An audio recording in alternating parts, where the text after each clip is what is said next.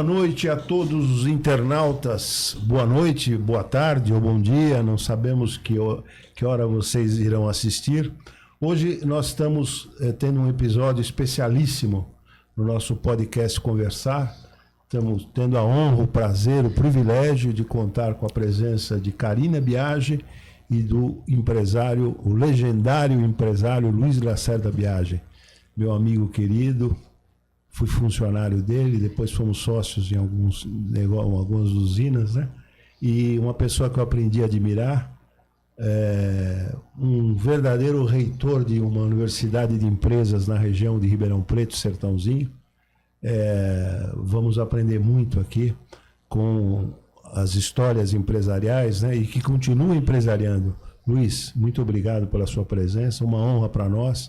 Carina. Obrigada.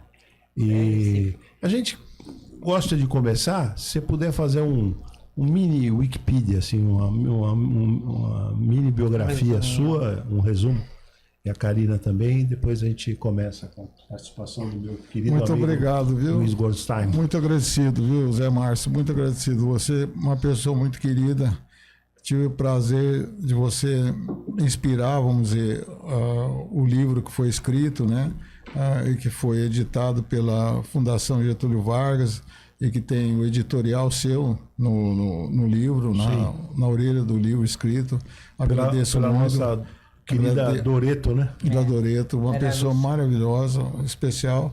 Agradeço demais a presença do Luiz, meu xará, aqui na mesa. Já tivemos juntos lá na Fundação Getúlio Vargas, né? A presença da minha esposa Carina, que é minha companheira de todos esses anos e que me ajudou nessa travessia até o presente momento.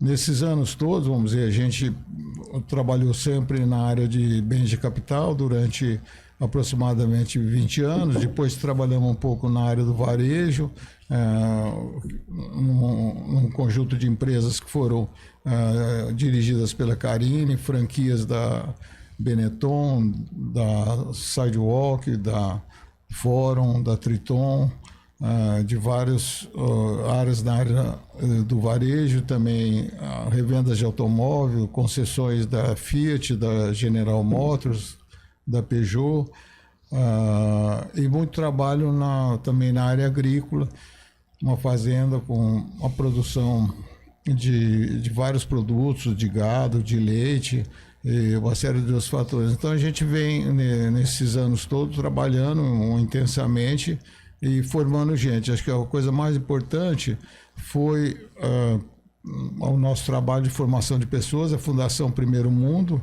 né, que já formou na universidade. O livro da Fundação, né? O livro da Fundação, já foi o depoimento de muitos formandos. A gente já formou um grupo de alguns milhares de pessoas na universidade, pessoas que têm inteligência acima da média, mas não têm recursos para estudar, e nós temos apoiado essas pessoas.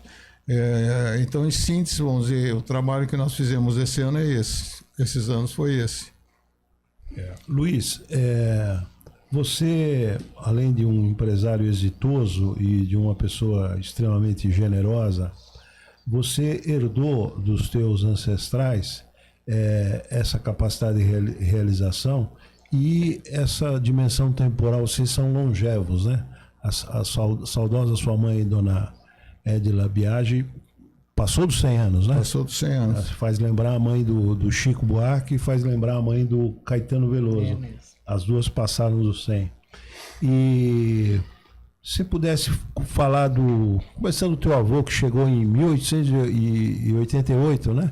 Com relação à família, eles vieram de lá, chegaram em janeiro de 1888, ficaram poucos anos trabalhando numa fazenda de empregado em Itatiba, vieram para substituir a mão de obra escrava, trabalhar na roça, na colheita do café, em plantações e limpeza de café. Depois foram para a região de Pontal, no estado de São Paulo, e lá iniciaram em 1908 numa olaria a produção de tijolos, num sítio. Meu avô teve 12 filhos, e em 1908 nessa olaria ele recolheu o primeiro imposto. Depois conseguiu fazer uma pequena unidade em 1922, a usina Barbacento, uma pequena usina de açúcar. E depois compra a usina da Pedra. Depois a usina da Pedra, em 1931. Depois a usina Santa Elisa, em 1936.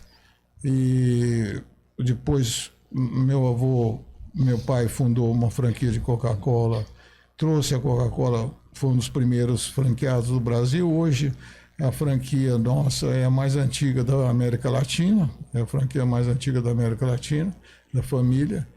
Em 50 nasceu a Zanini, que é a área de fabricação de equipamentos para várias áreas da economia, com papel, celulose, cimento, mineração, e açúcar e álcool, equipamentos de grande porte para essa área. E de lá para cá foram desenvolvidos vários outros negócios e a família se desenvolveu bastante nesses últimos anos. Então, mas o ponto mais importante foi a formação de pessoas dessas empresas e das escolas, da escola de treinamento da Zanini. Nasceram mais de 500 empresas no Brasil, que empregam milhares de pessoas. Tem várias no exterior, tem empresas que foram funcionários e alunos que se desenvolveram e que hoje são proprietários das suas próprias empresas, né? Essa acho que foi a maior contribuição, foi a criação dessas inúmeras empresas pelo Brasil todo. Acho que é o ponto mais importante, assim, a coisa mais gratificante da família, a contribuição maior da família é a criação desse número de empresas, né? Boa tarde. Eu queria saber se você podia fazer um panorama do programa Proálcool, que acho que hoje tem outro nome, mas foi desenvolvido em 79, 80. E ele é um dos pioneiros. E você fizesse um balanço dos pontos positivos, eventualmente negativos, e o futuro. Bom, o Brasil tem uma perspectiva da energia limpa, fantástico, né? Naquela época foi apresentado um programa fotossíntese como fonte energética, que foi apresentado ao governo Geisel e foi entregue em mãos ao presidente Geisel naquela época. E esse trabalho foi feito pelo seu Lamartine Navarro, né? Algumas pessoas da família Ometo, o Renato Rezende Barbosa, que tinha também usinas no interior de São Paulo. Um grupo de pessoas se envolveu com esse tema e elaborou esse projeto. E em cima desse fotossíntese como fonte energética, o presidente Geisel instituiu a criação do Programa Nacional do Álcool, né? Naquele tempo, a Petrobras trabalhou muito contra o projeto, porque a Petrobras alegava que a mistura carburante do etanol na gasolina iria fazer sobrar gasolina. E na América Latina não tinha comprador para essa gasolina que iria sobrar. Mas naquela época nós tínhamos um projeto das refinarias de petróleo, nós tínhamos uma companhia de engenharia que chamava Zanini Foster Wheeler, que fazia os projetos das refinarias, e a gente apresentou para o governo um projeto em que reduzia a produção de gasolina e aumentava de óleo combustível e óleo e diesel. E com isso já era governo Figueiredo. O Figueiredo impôs a implantação dessas alterações das refinarias da Petrobras para que se produzisse menos gasolina e mais diesel, óleo e combustível. E com isso foi viabilizado o Proálcool. Agora tem uma coisa, no momento atual, participo de uma empresa, no conselho de administração de uma empresa, que produz o equipamento e tecnologia para a produção de biogás e biometano. O biometano vai tirar o diesel do circuito das usinas, porque ainda o etanol tem um calcanhar de Aquiles, que é o transporte de cana, e as máquinas serem operadas com demanda de diesel. Ainda tem esse calcanhar de Aquiles.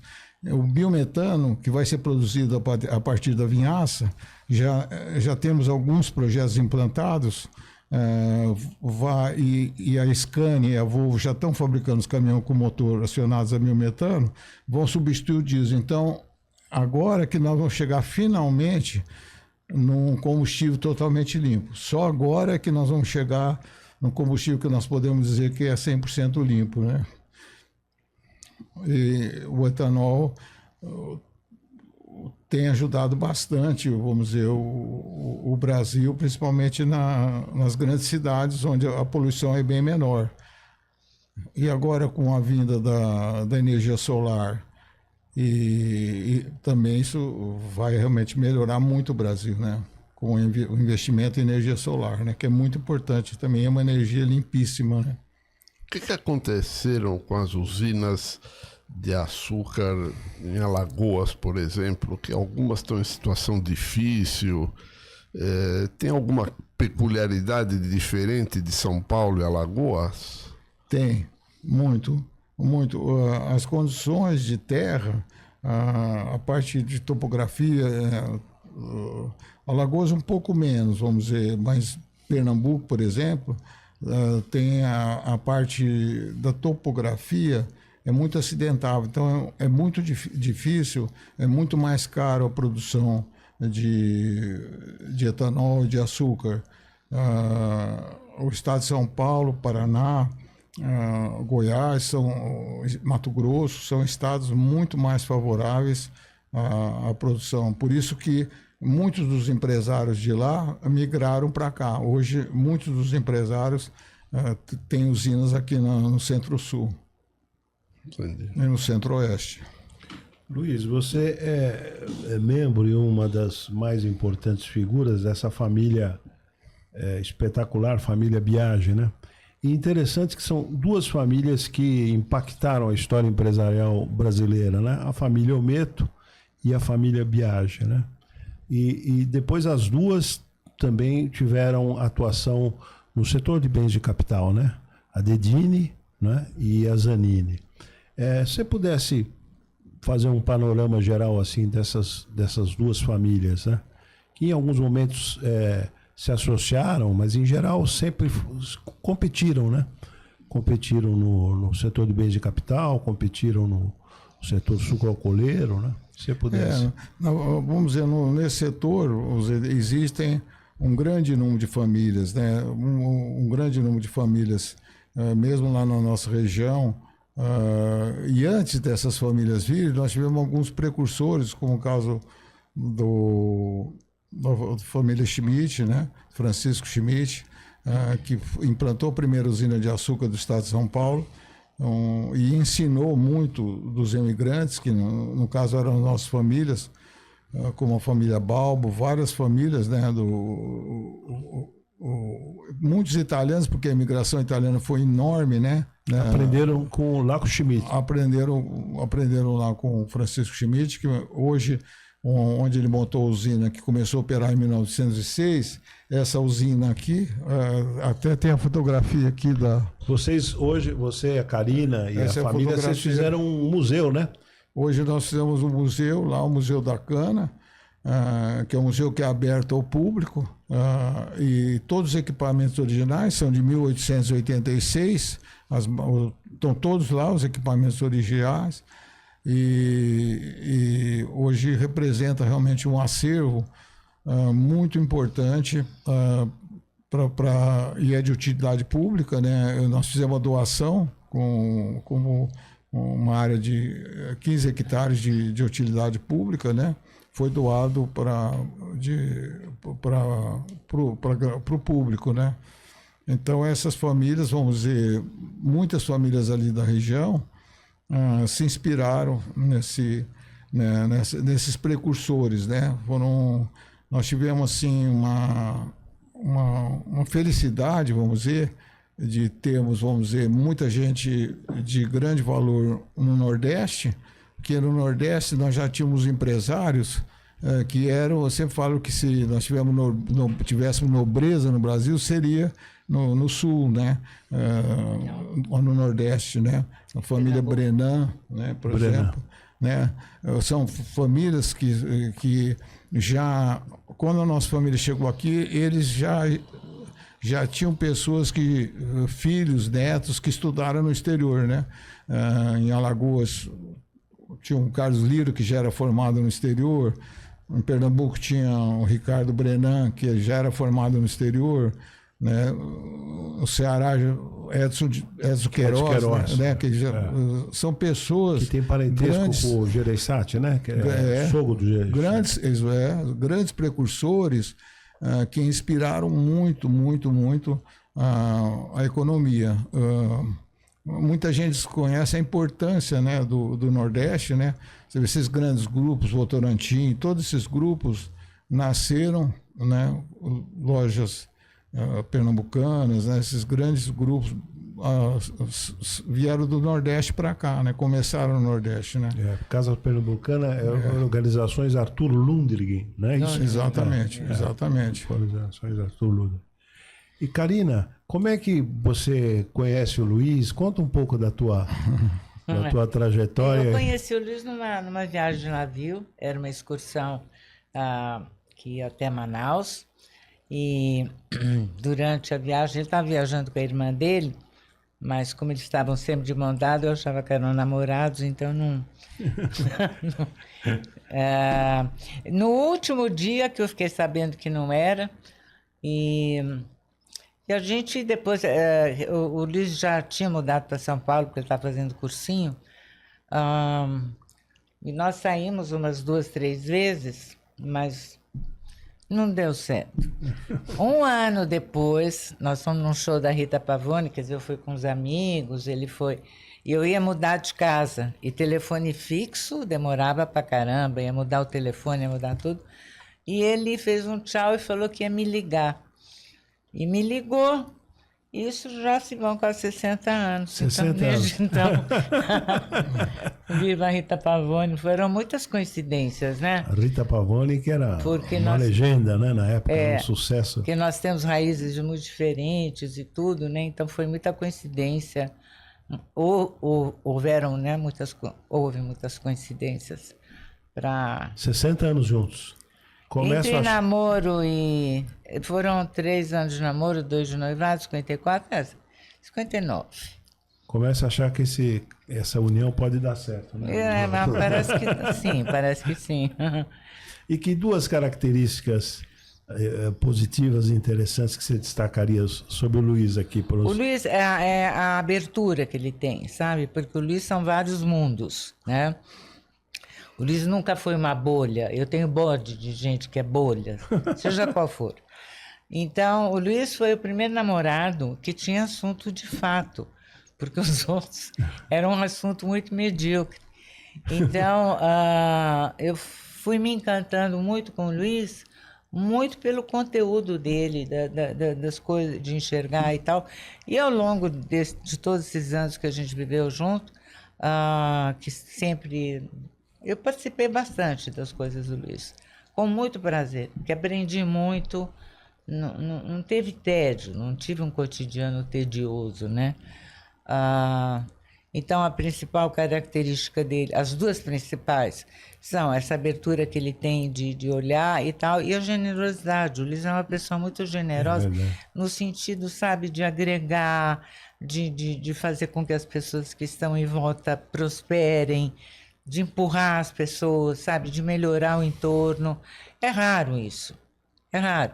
E ele faz em pequena escala, grande escala, ele até irrita às vezes, porque às vezes ele até ajuda quem eu acho injusto, mas assim, ele é muito generoso. E pacífico, né? O Luiz é pacífico. É pacífico, não sei.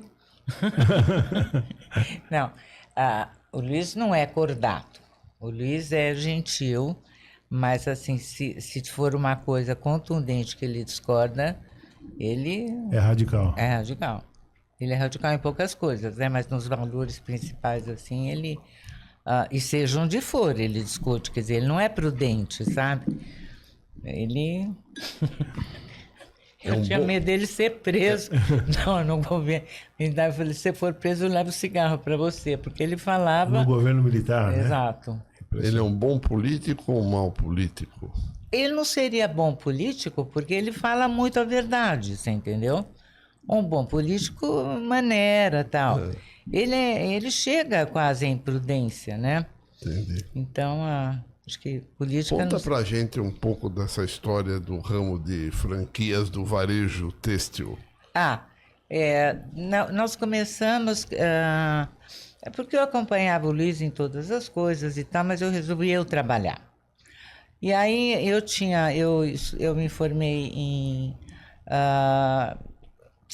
arquitetura de interior, comunicação visual e tal, mas como eu sempre fiz projetos de graça, quando eu mudei para o interior, né, que todo mundo falava, você que é jeitosa, faz isso. Eu falei, bom, se eu fiz sempre de graça, não vai dar para eu trabalhar com isso, eu teria que trabalhar com outra coisa.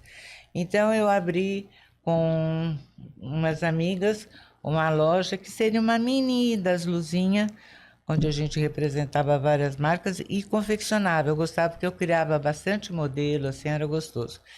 O Luiz, nessa época, alguns anos depois, ele saiu da Zanini e ele quis abrir Benetton. E aí nós abrimos a Benetton e nós abrimos no total, eu abri 19 lojas e toquei ao mesmo tempo 14. Toquei a parte financeira, a parte do produto, eu só não vendia. O resto tudo... e o Luiz ficava responsável por achar o ponto. Aliás, ele não parava de achar ponto, sabe? Porque ele é empreendedor, mas a gestão... Então foi isso. Aí tivemos, acho que Benetton foram 11 ou 12, depois tivemos a Sidewalk... Tudo em estados diferentes também, em Brasília e tal. A Fórum, que foi onde eu aprendi. A gente aprendeu muita coisa na Fórum, coisa que dá para você incorporar na sua vida, não é só de... Eu nem ligo para roupa. O meu negócio era assim, olhar número, percentual, descobrir... Por exemplo, sabe, de repente eu descobri que em Ribeirão, metade da minha clientela era da região e não de Ribeirão. Então eu gostava de descobrir... tem aquele nosso amigo Paulo Andreoli que fala as vozes baixas, aquilo que não é muito óbvio, sabe? Então, e o Luiz foi meu sócio nas lojas. Sócio, mas que eu banquei meio a meio, porque ele falava o tempo todo, não precisa, eu vou bancar meio a meio, mas quem manda na loja sou eu. Então, essa parte, mas foi ótimo sócio também, não, né, Luiz? A gente nunca discutiu e tal. Essa foi a trajetória. Agora é impressionante a quantidade de ramos diferentes, né? Que o Luiz acabou participando, né? E Fórum, salvo erro, é do Tufi? Tufi Dueck, né? Bom, ele vendeu a Fórum, vendeu né? lá atrás, mas do famoso, legendário Tufi Dueck, que é amigo de vocês muito, até hoje, muito, né? Tufi, Tufi Dueck. Salvo erro, casado com ele é casado com a Nathalie Klein. Nathalie Klein, né? Até hoje, né? Teve 2 filhinhos com ela. E agora vocês estão no ramo de vinhos. De vinhos. Se vocês pudessem falar um pouco, inclusive. Eu vou falar só o comecinho. Durante o Covid, nós ficamos na fazenda, né? Fazenda Cravinhos. Isso. Né? E aí um dia o Luiz chegou e falou assim, sabe, eu plantei uma uvinha. Eu falei, aonde você plantou uvinha? Porque tem um lugar assim que a gente anda na fazenda, que é gostoso, você deve ter conhecido, mas aonde ele plantou a uvinha, eu não passava. Aí eu falei, eu queria que você me levasse lá para ver a uvinha. Aí ele tinha plantado 11 hectares de uvinha. 11 hectares? Você pensou que era só uma... Não, e fez um paisagista, fez um monte de coisa. Ele não me falou antes, porque eu acho que se ele falasse eu ia... Entendi. Ia vetar. Exato. Não, porque ideia ele tem o tempo todo, né? Ele queria... não dá nem para falar o quanto de ideia ele tem. Mas eu acabei me encantando, sabe? Tá muito bem feito e você conhece um mundo diferente, um mundo que as pessoas são interessantes, tanto os clientes como são histórias diferentes, Então, o Cristiano se envolveu também, meu filho, e...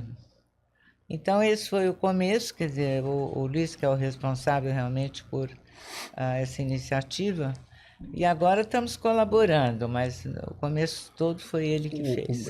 Quando a gente entra numa loja de vinhos, o que chama atenção é um número gigantesco de marcas. Sim. Não? Como é que faz para diferenciar um vinho do outro? Como destacar a qualidade de um e de outro? Por exemplo, esse nosso é o que se chama dupla poda, é uma colheita de inverno. A colheita de inverno, ela costuma ser muito melhor do que a colheita de verão, porque chove menos, porque a temperatura... Então, chama dupla poda, é uma coisa que tem só no Brasil. Pois eu acho até melhor o Luiz falar, porque ele está mais por dentro do que eu. Então, há uma diferença entre a uva colhida no inverno, a mesma uva colhida no inverno e no verão, ela tem uma performance diferente. Mas aí eu preferia que o Luiz falasse, porque realmente é um assunto mais do domínio Tá bom que dele. você falou, tá certo. Perfeito. Não, bobagem eu não ia falar, mas você muito pode bom, se muito aprofundar. Como é que faz para o consumidor final, como é que se convence com tantas marcas, como escolher um vinho? Você sabe, Luiz, tem uma coisa assim, quando você começa a produzir vinho, no meu caso, né, cada um tem uma opinião, mas quando você começa a produzir, você se sente até meio indiscreto, um pouco constrangedor, porque de repente você produz um vinho, então eu chego para você e falo, Luiz, você toma o meu vinho? Você já casou tomando vinho, já comemorou com aquele espumante, você tem toda uma história, você tem as suas preferências, quer dizer, e de repente você quer que a pessoa tome o seu vinho e as pessoas já têm uma tradição dos vinhos que gostam. Então é um processo muito lento, eu falo para os meus companheiros do Wines of São Paulo que para a gente ocupar um espaço, a gente tem que ter uma consistência muito grande de qualidade. No sábado passado, nós tivemos uma degustação no Empório Fasano. Quer dizer, nós chegamos nesse nível, vamos dizer, o Empório Fasano o Fasano é uma empresa de altíssimo nível, né, de primeiro mundo, mas a gente tem que chegar ali com humildade, porque os que chegaram antes têm uma história, né?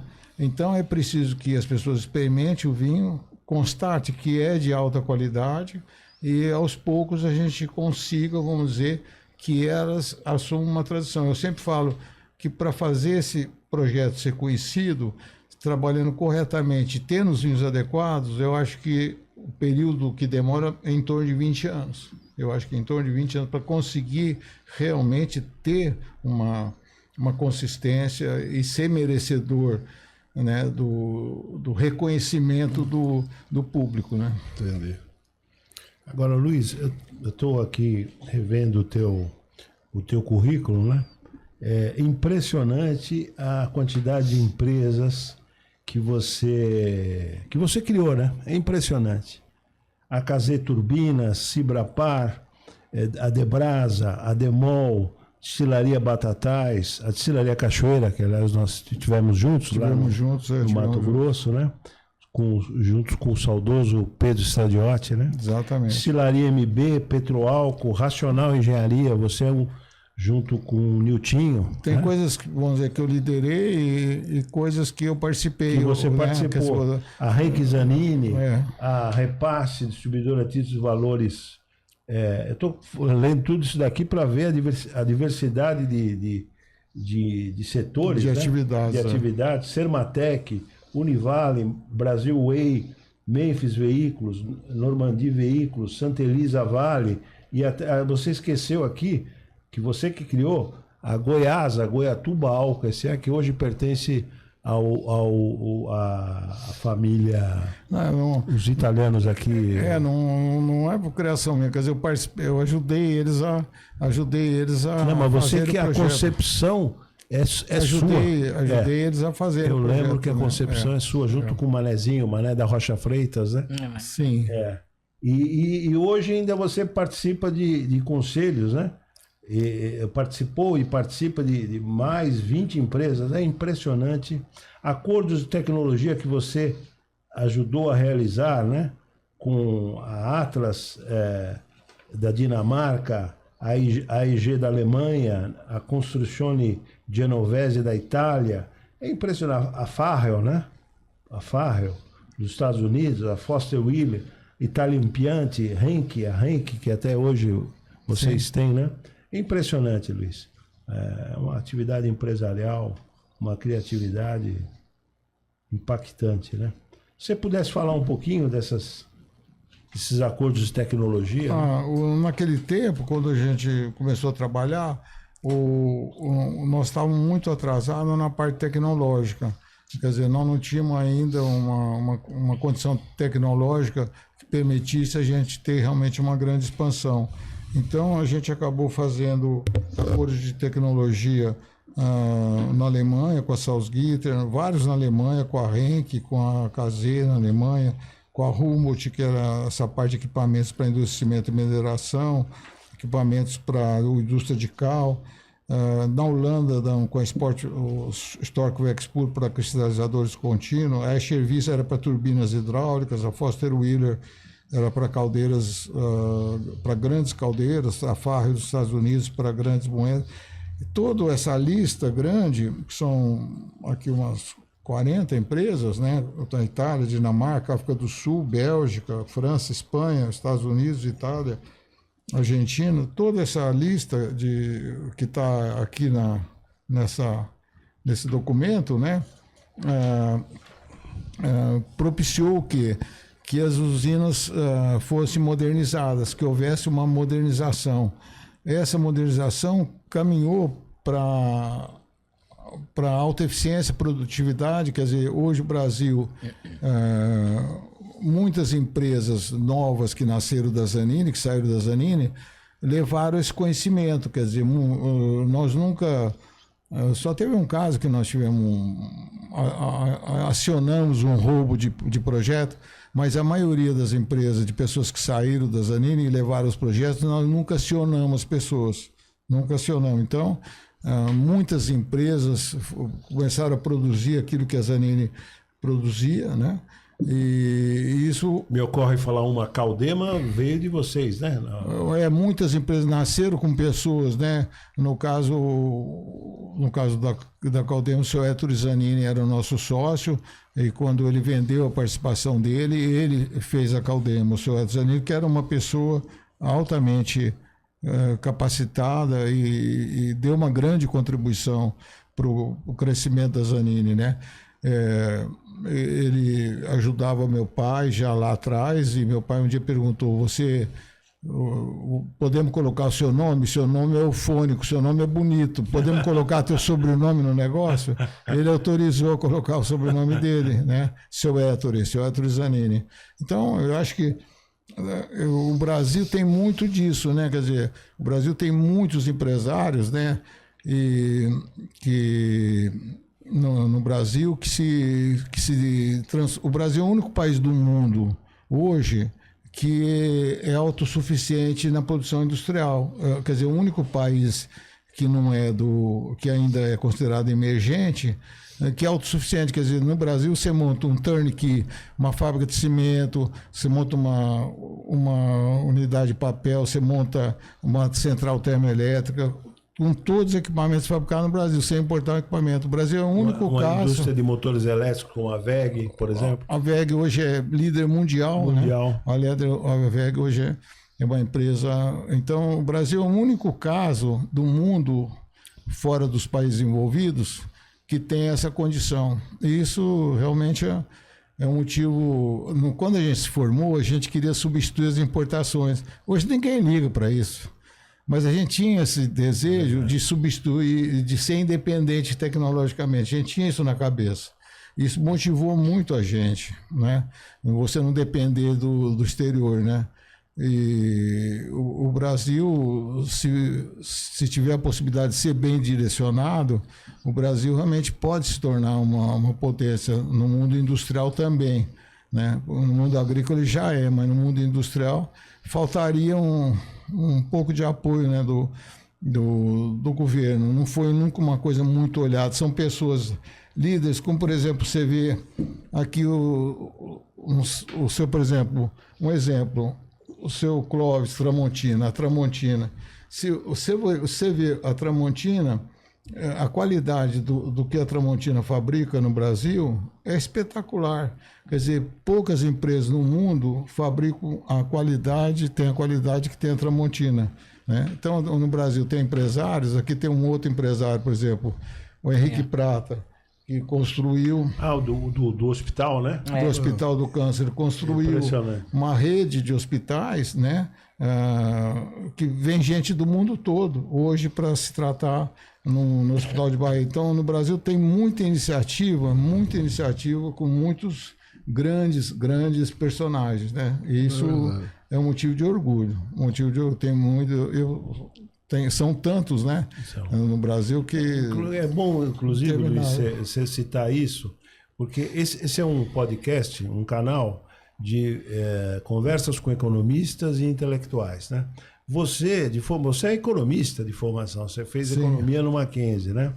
E eu estou querendo desenvolver, junto aqui com o Luiz e com o professor Arthur Barranoel e outros parceiros, né, vinculados à Fundação Getúlio Vargas, um segmento dentro do canal de discutir vida empresarial, história empresarial. Eu queria aqui, de público, já fazer um convite para você, que você seria uma espécie de diretor nosso aqui e participasse conosco, porque você tem essa preocupação de historiar. Você é um historiador nato, né?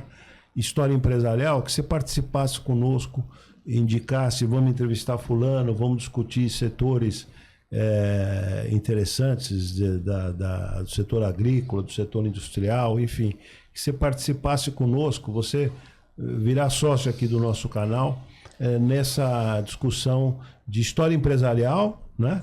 E não só historiar o futuro, né? Vislumbrar o futuro, porque você é um visionário. Você consegue detectar setores novos, desenvolver tecnologia, parcerias. Então, estou fazendo de público esse convite, que você se unisse com a gente para fazer discussões aqui. Meu alcance, fazer discussão à disposição, aqui, porque realmente é uma coisa importante, né? E utilizar desse canal. Eu descobri o mundo digital, Karina, há pouco tempo, né?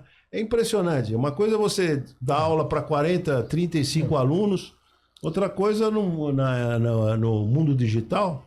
Você tem alunos na Itália, na Alemanha, nos Estados Unidos, ou alunos ou não alunos, que acabam travando contato com coisas que não sabia, né? Impressionante. Você sabe que o Luiz entrevistou o avô dele, o Pedro, que já estava com 90 anos e gravou.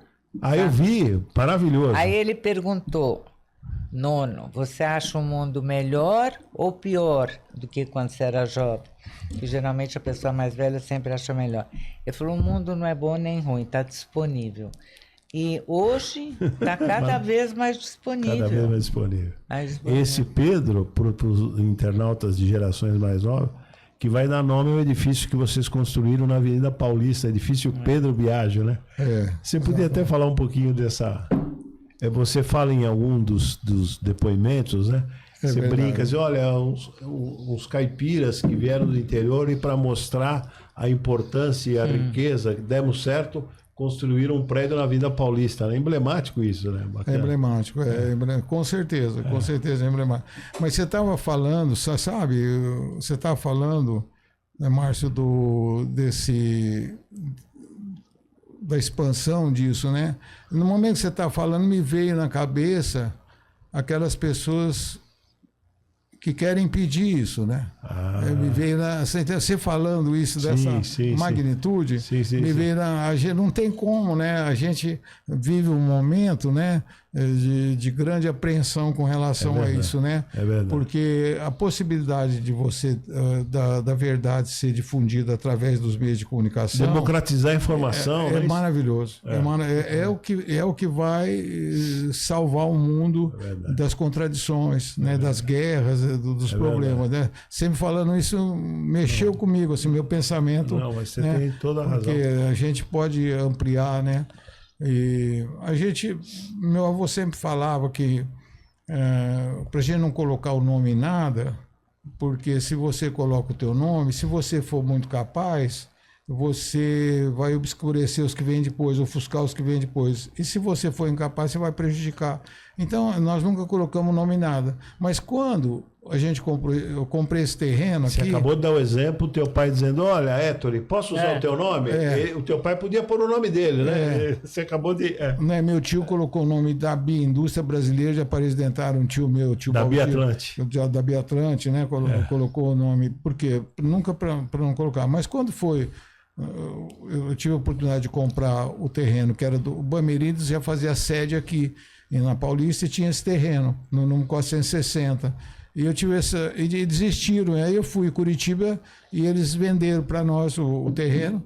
E aí eu fui na casa do meu nono perguntar: nono, posso colocar seu nome? Né?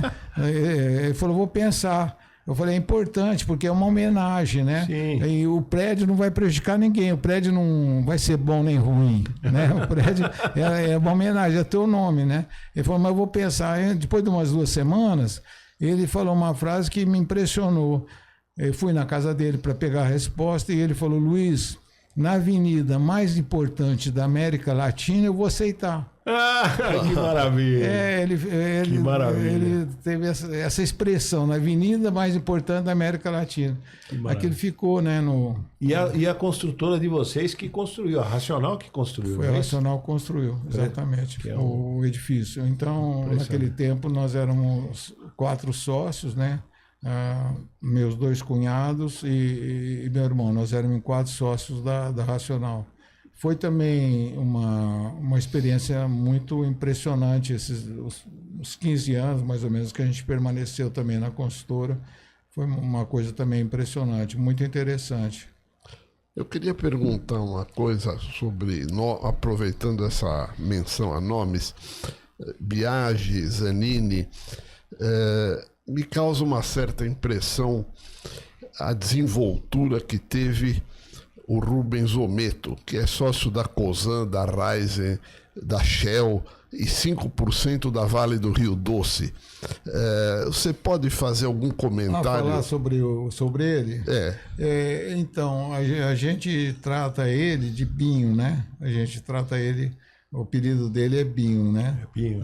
Eu conheci quando ele era assessor do Zé Hermínio de Moraes, aqui não é isso? O Binho é um desses casos no mundo, assim, de extrema inteligência. É uma pessoa muito inteligente. Ele se formou na Poli, né?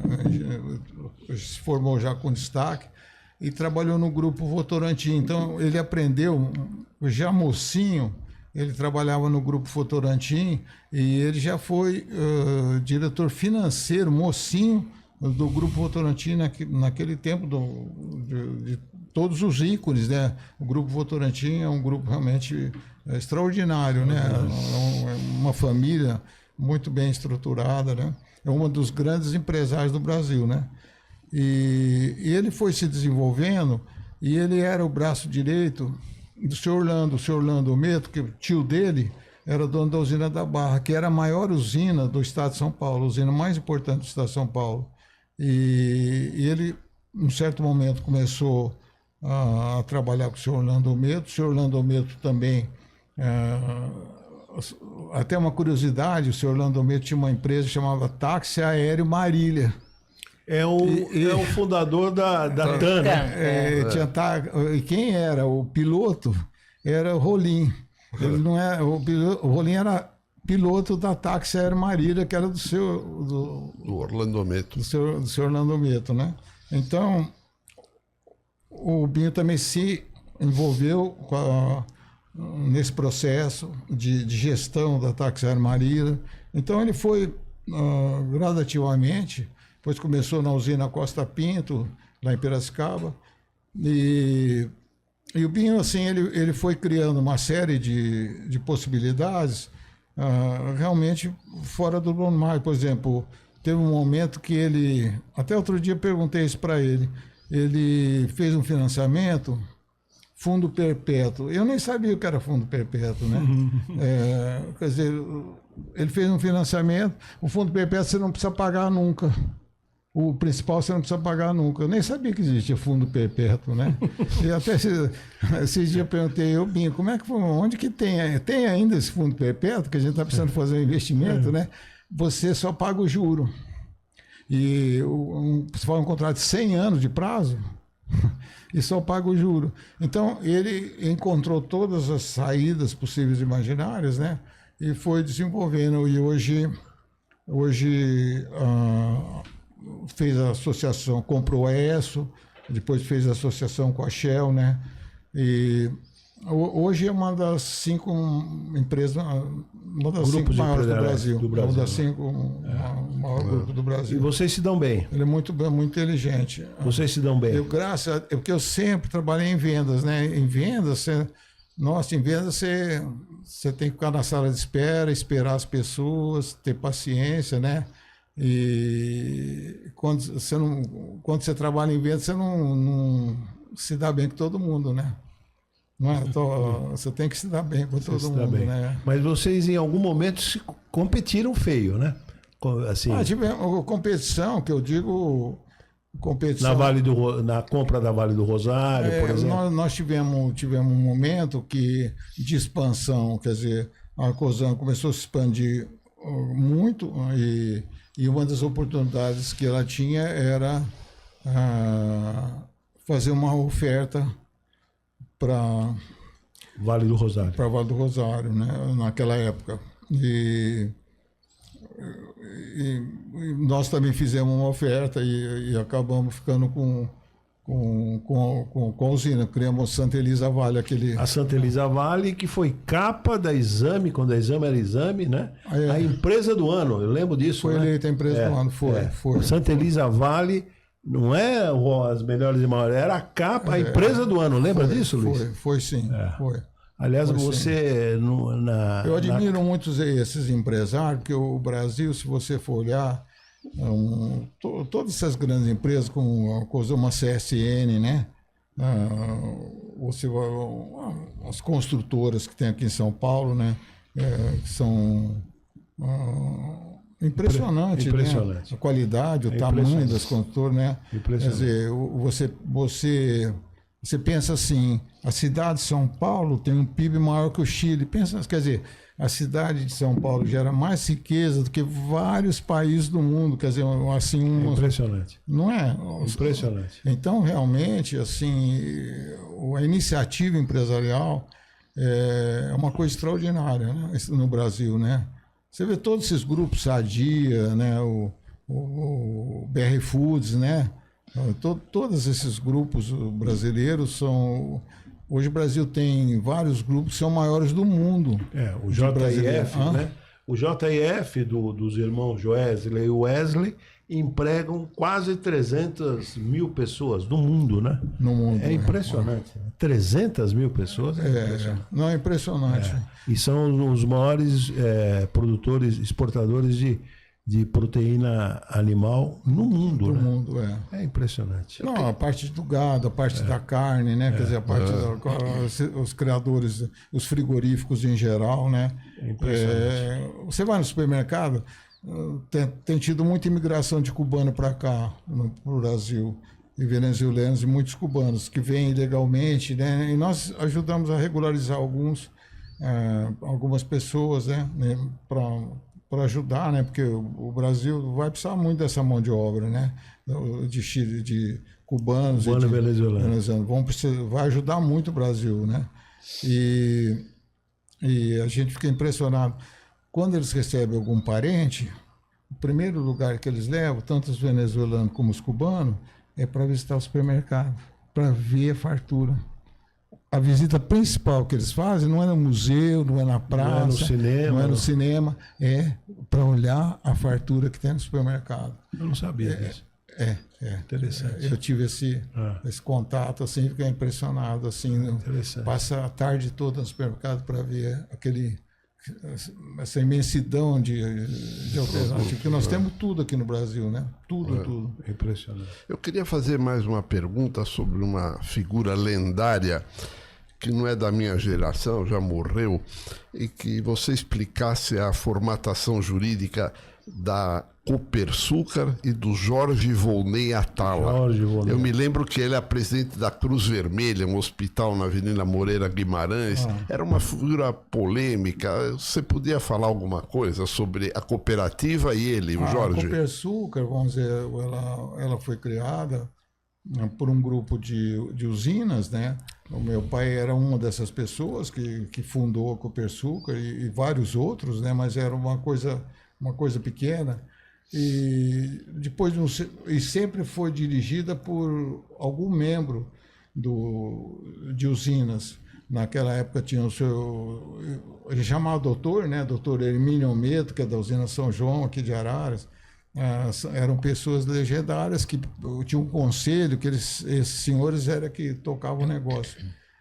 E chegou um momento que foi decidida a profissionalização da Copersucar, e foi convidado para trabalhar, para ser o gestor, o Jorge Atala. E o Jorge Atala, ele era muito influente, e ele tinha trabalhado muitos anos na Petrobras, tinha trabalhado também, tinha um relacionamento excelente com o presidente Geisel, e ele desenvolveu muito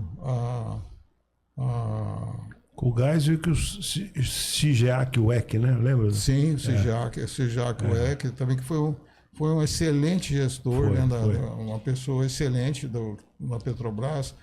E o Brasil sempre teve esses excelentes gestores.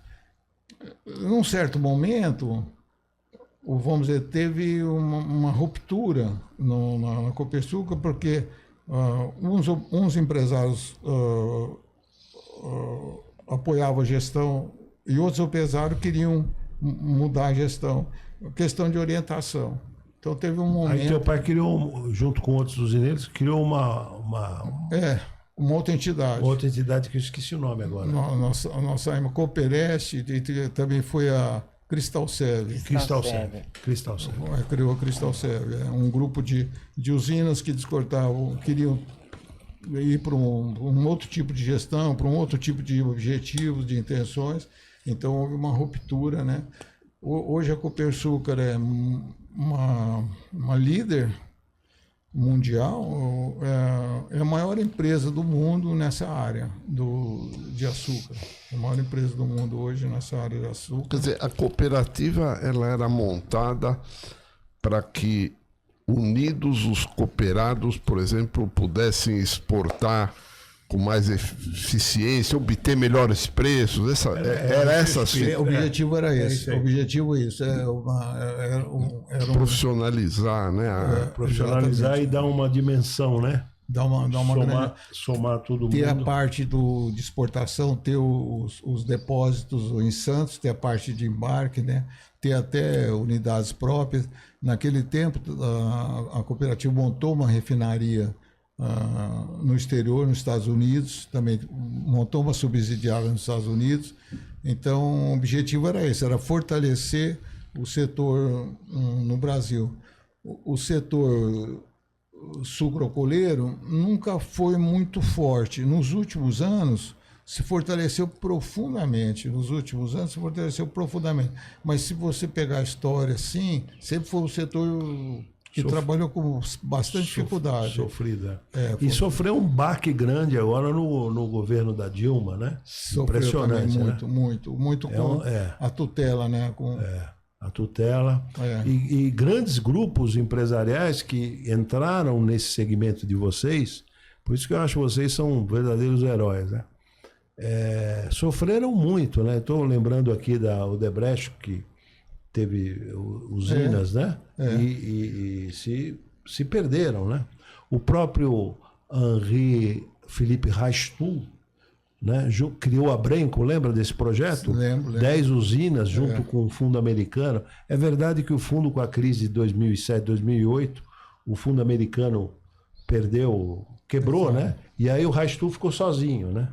E aí ele não tinha volume de dinheiro para completar os projetos. Mas muitos grupos empresariais não conseguiram.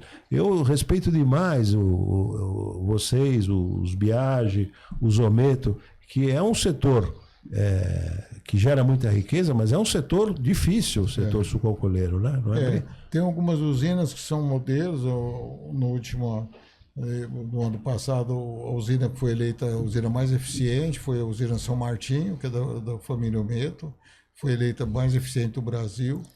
E a Delta foi eleita em segundo, isso no grupo Valor Econômico, Sim, aquela avaliação das 1.000 maiores. A São Martinho do Ometo, mas é um ramometo que não é adubinho, né? É um outro João Guilherme Ometo. João Guilherme Sabino Ometo, né? Abriu capital, né? Tem ações na bolsa hoje. Abriu Capital, é uma usina modelo, né? Um grupo modelo, São Martinho, com um gestor também profissional, né? A Delta do Bob? Hã? A Delta do Bob Lira? A Delta ficou em segundo lugar como desempenho do Bob Lira, Bob Que era Lira. de Maceió. que Maceió. era de Maceió, que era a família, Dentro daquele- filho do Carlos Lira, de Maceió. Que você sempre teve um relacionamento maravilhoso. Eu Sempre. lembro quando eu fui diretor de projetos especiais lá da Zani, junto com o Manuel da Rocha Freire. E você recebia os Lira, tratava a Pão de Ló, porque era um grupo Era muito interessante. querido. Tem também um grupo muito importante no estado de São Paulo, com muita eficiência, que é a Alta Mugiana, que é uma família lá da região, a família Junqueira, e tem também a família, vamos dizer, outras famílias muito importantes ali na região, com um desempenho.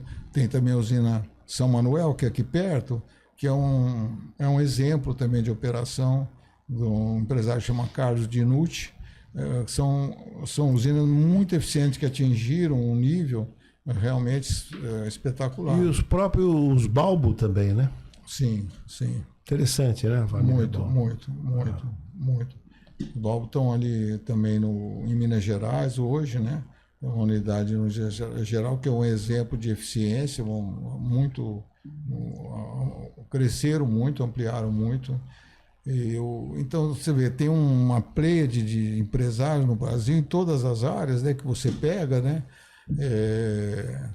De repente, você lê no valor assim, a empresa tal foi vendida por um grupo americano, na Moca, por 3 bilhões de reais. Você nunca ouviu falar, de repente aquela empresa vale 3 bilhões. Você vê a riqueza, ontem eu estava até comentando com a Karina, o Índigo, para várias empresas do exterior, fazem os jeans, empresas importantíssimas fornecidas por empresas brasileiras, né? Você acha que nem tem mais empresa teste aqui no Brasil, e tem várias empresas importantíssimas, né?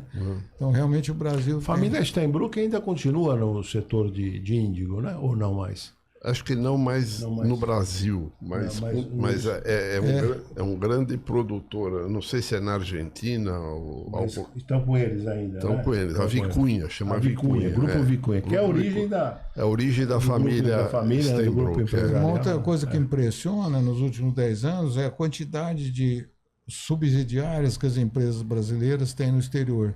Fábricas de cimento, siderúrgicas.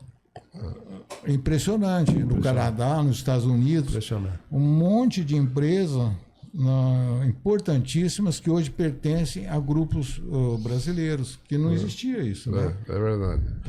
Eu queria fazer mais uma pergunta. Na minha infância era famoso o Açúcar União. O Açúcar União tinha um acionista privado ou era da Copersucar? Eu não me lembro. Ele iniciou com um acionista privado, totalmente independente, e depois acabou sendo absorvido por um outro grupo, né? Que era... Chegou a ser do Rezende Barbosa também? Depois... Exato, da família Rezende Barbosa, mas sempre foi independente, sempre foi até poucos anos atrás. Uma marca poderosíssima, né? Agora, Luiz, tem alguns... Eu queria ouvir o teu comentário em relação a 2 empresários emblemáticos, polêmicos.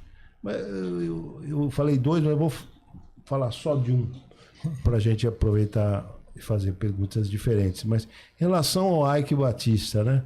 Se você pudesse tecer algumas considerações a respeito dele. Me ocorre o seguinte, a turma critica demais, eu admiro o Ike, no seguinte aspecto. No ramo em que ele dominava, assim como vocês dominam o setor sul-cocoleiro, o domínio dele era na mineração, né? Sim, Você sim. dá um exemplo de como ele é fera nisso. Ele vendeu para a Anglo American a mineração de Conceição do Mato Dentro por 5,3 bilhões de dólares. À vista, l'argent sur la table. A Anglo American comprou a mineração dele, vindo de Conceição do Mato Dentro em Minas, por bombeamento de 90 centímetros até o Porto de Açu. Aí ele pega esse dinheiro, coitado, e enfia no grupo OGX. Ele havia ganho 14 campos, né? E só um que deu viabilidade. Então, mesmo assim, Márcio, você sabe... Então ele foi vítima de um erro, né? Você não acha isso? Olha, o Ike Batista, bom, o pai dele foi um fenômeno, foi uma das pessoas mais importantes do Brasil. O pai dele que abriu o mercado na China, que exportou, que começou a exportação, o pai dele foi uma pessoa extraordinária. Que bolou a Vale, né? E o Ike, todo mundo pensa assim, que ele surgiu assim ontem, né? Mas ele, desde moleque, quer dizer, morou na Alemanha, estudou lá na Alemanha, se preparou, ele fala 5 línguas, o Ike fala 5 línguas correntemente, né? Inclusive alemão. Inclusive alemão. E ele foi trabalhando até chegar num estágio que propiciou ele criar esses projetos. Os projetos dele são os melhores projetos de cada tema. O Porto de Açu, por exemplo, é o porto mais importante hoje do Brasil, em termos para exportação de minério e tudo. Todos os projetos dele. Qual foi eu falo azar, porque foi azar. Foi. Na prospecção, ele não encontrou petróleo e acabou ficando insolvente naquela empresa. A insolvência naquela empresa gerou um efeito processo, cascata, sim. efeito cascata que destruiu. Deu uma metástase, vai. Foi um pecado, porque os projetos dele são excepcionais e ele fez um trabalho assim que pouca gente sabe, que quando ele entrou em dificuldade, ele negociou a venda dos projetos e ele não mandou uma pessoa embora. Ele não demitiu um funcionário, ele estava já com 25 mil funcionários, né, nesses projetos, não demitiu nenhum funcionário, negociou rapidamente a venda dos projetos e preservou as empresas que hoje todas estão operando. Então, eu admiro muito... Eu também admiro. Ele é um dos super inteligentes. É dessas pessoas como o Binho, Rubens Gomes Ciberamel, que tem uma inteligência completamente acima do normal, né? Que tem uma visão assim muito, muito importante de tecnologia. E sempre o forte dele foi a mineração. Sempre o forte do Ike foi a mineração. A maior mina de ouro até hoje que tem no mundo era ele que vendeu. Até hoje a mina produz mais ou menos 30 toneladas de ouro por ano. Você vê, 30 toneladas de ouro é ouro, né? Aqui no Brasil. Impressionante. Não, e você pensar, né? Você viu o valor que... dá até para duvidar, mas eu convido os internautas a pesquisarem no Google. A venda da mineração em Conceição do Mato Dentro, 5 bilhões e 300 milhões de dólares cash. É dinheiro para 5 mil anos. Ele teve que derreter em 6 meses no grupo OGX. É impressionante. E você acredita que ele é um cara assim otimista? E sabe o que ele está trabalhando agora, o Ike? Com o negócio de cana... Cana energia. Quer dizer, uma cana que produz mais celulose para a produção de energia elétrica. Ele está trabalhando com esse projeto e vários outros de cana energia. E ele também ajudou várias, por exemplo, o Luiz Fernando. O Luiz Fernando é um amigo que criou uma escola chamada Vox to You, uma escola de oratório, uma escola de formação em português. Já tem está com em torno de 25 mil alunos, um menino lá é um menino lá de Ribeirão, que aliás criou um podcast que entrevistou você e o Morelinho, eu vi. Então, o Luiz Fernando, quem ajudou o colocou dinheiro para ajudar o Luiz Fernando a fazer a Vox do Rio foi o Ike. Eu não Eu achei que sabia. fosse o Jorge Paulo. Hã? Achei que fosse o Lino. Também. Tereza, eu não sabia disso. Ele vai sempre correr com o Ike gosta de fazer exercício, gosta né, ele sempre está junto com o Ike. E o Ike continua otimista, acreditando no futuro. Impressionante. Eu, no lugar dele, dava um tiro na cabeça. Perder 5 bilhões e 300 e quebrar, eu dava um tiro na cabeça. O cara tá aí, é impressionante. Né? Impressionante. É impressionante. Não, são pessoas que têm que tirar o chapéu, né? Tem que tirar o chapéu. Você tem alguma opinião, assim, genérica, talvez curta? A indústria brasileira participava de 30% do PIB e agora está com 12%. E a agricultura disparou.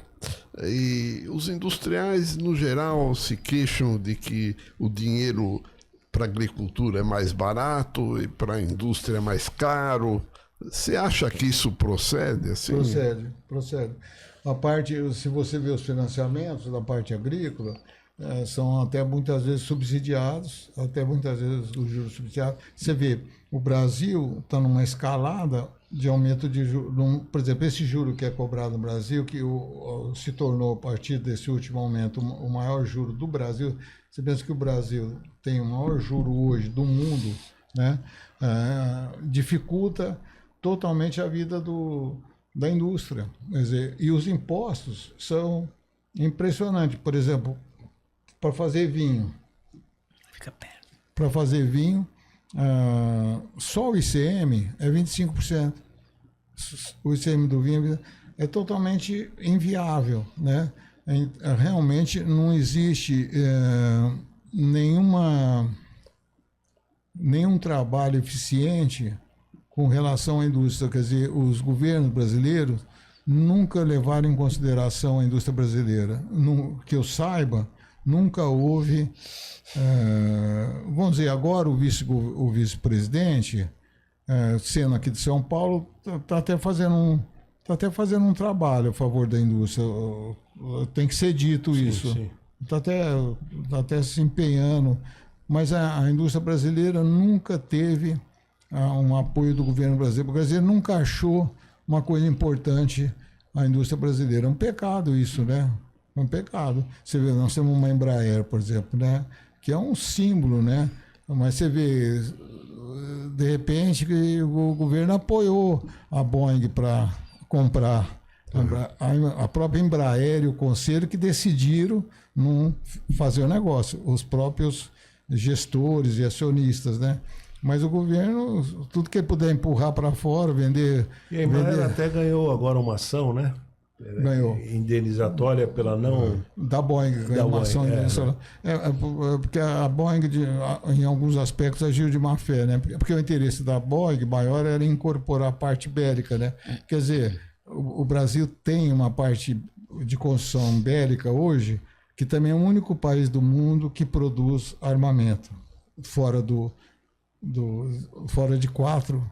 O Brasil é o 5º país mais importante do mundo na produção de equipamento bélico. Quem que sabe disso, né? É verdade. Ninguém sabe disso, né? E seria uma forma de absorver. Você vê aviões hoje militares, né? O Brasil tem tanques de guerra, o Brasil tem todos os equipamentos, né? Na área militar, o Brasil. E o Brasil vende muito equipamento militar no exterior. Infelizmente, né? Eu falo infelizmente, por causa das guerras. Luiz, deixa eu só... Desculpa, Luizinho. Vai lá. É uma curiosidade, eu queria ouvir, porque você é muito criativo também. Como é que... Um comentário seu em relação ao Elon Musk. Eu li a biografia do Elon Musk, aliás, feita pelo mesmo cara que fez do fundador da Apple, né? E um indivíduo que resolve, eu sou fã dele, né? Ele é polêmico, tá, mas eu sou fã. Resolve dar um lance para comprar o Twitter, né? E depois, não, eu não vou comprar. E aí não teve jeito, ele teve que comprar. E fez um chequezinho de 44 bilhões de dólares. É impressionante, né?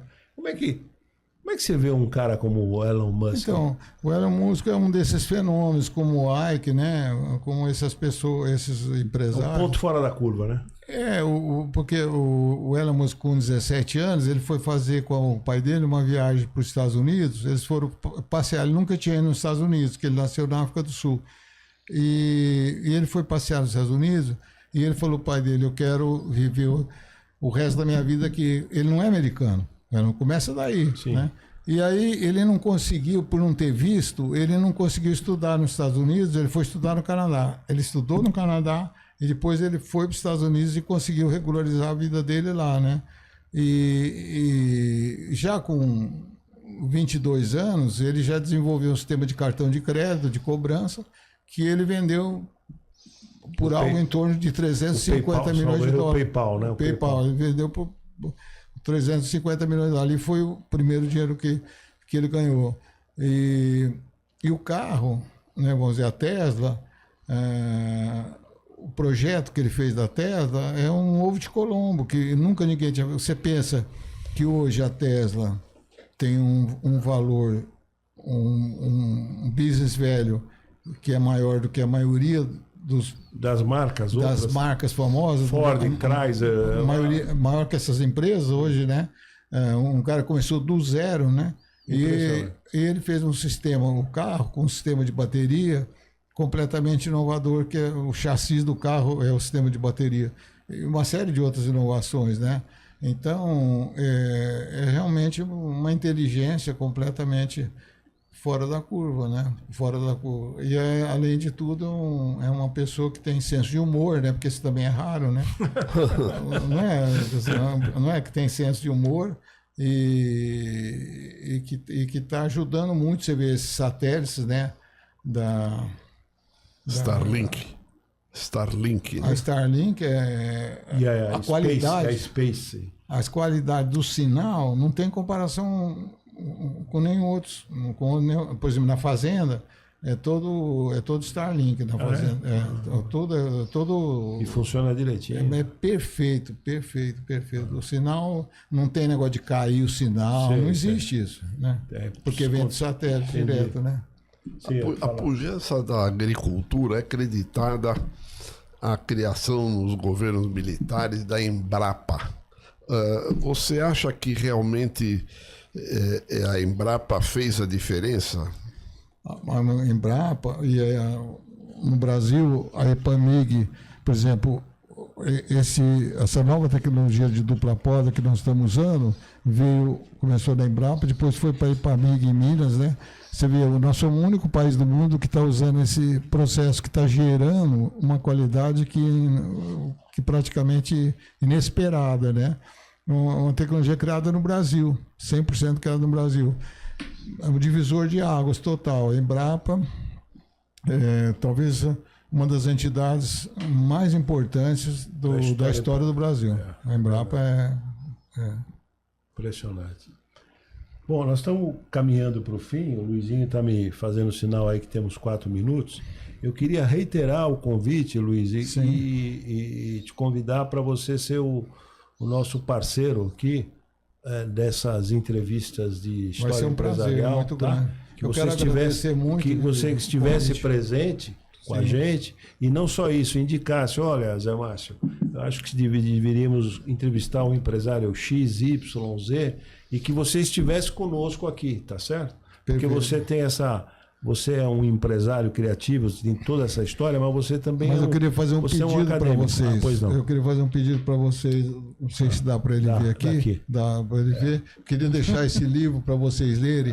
Tá. Esse livro, onde O Moedor de Pobres, para mim, Alexandre Ostrowiecki. Para mim, esse livro é o livro mais importante que foi escrito no Brasil nos últimos 50 anos. Para mim, esse é o livro mais importante. E um empreendedor formado ele é secretário na escola da educação agora, não? Ele mostra como o sistema brasileiro moe as pessoas. Entendi. Né? É um menino formado na escola em que eu dou aula, formado pela Fundação Getúlio Vargas. Ele tem que vir falar aqui.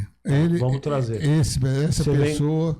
Você vem conosco para entrevistá-lo? Veio. Tá. Vem para entrevistar. Tá. Esse livro um divisor de águas no Brasil. Eu confesso que nós tínhamos que comprar. não...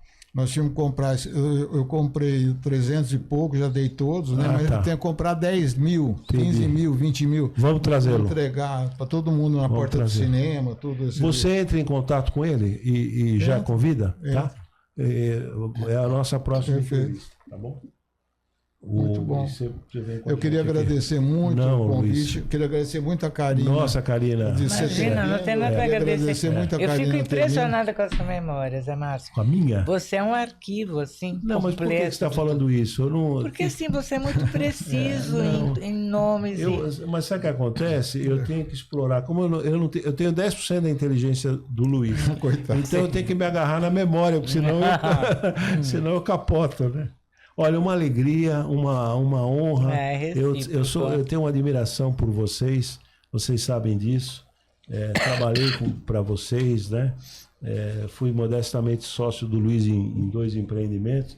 E você tem visto o Manelzinho da Rocha Freitas, não? Faz tempo que eu não vejo. Então fica aqui, Manuel, um abraço meu e do Luiz, da Karina para você. Então nós vamos ter essa parceria, Luiz. A pessoa que você indicar, nós entrevistamos. Você é um reitor. Brasil, imagina, o Brasil tem pessoas fantásticas. O Brasil vamos trazer aqui o segmento do podcast Conversar, porque a ideia é conversar, né? E com empresários, e ninguém melhor que o Luiz Biagi para estar com a gente. Pra você dar uma curadoria. Zé Márcio, tem que entrevistar fulano, Beltrano. Vamos. Entendeu? Agradeço muito o Luiz da edição, o nosso Luiz amigo, aqui, Gorenstein, o Zé Márcio, e a Karina. Agradeço profundamente. Obrigado, Karina. A Karina que me ajudou em tudo que eu fiz. Se não fosse a Karina, eu não teria feito o que eu pude fazer. Não teria feito. Luiz, você é paradigmático. Eu sou teu fã, você sabe disso. Ele faz coaching agora, sabia? Ele é coach agora. Ele sempre foi, né? Mas agora é oficial, eu fiz o curso e agora eu estou atendendo pessoas. Pro bono, atendo pro bono. Puxa, que maravilha. Eu quero você aqui. Ainda mais agora você falou que é pro bono, então melhor ainda. Pro bono. Pro bono. Com certeza. Tá bom. Muito obrigado, Deus Karina. abençoe. Muito obrigado, Luiz. Obrigado, Luiz Gorenstein. Obrigado a todos e até o nosso próximo episódio. Obrigado.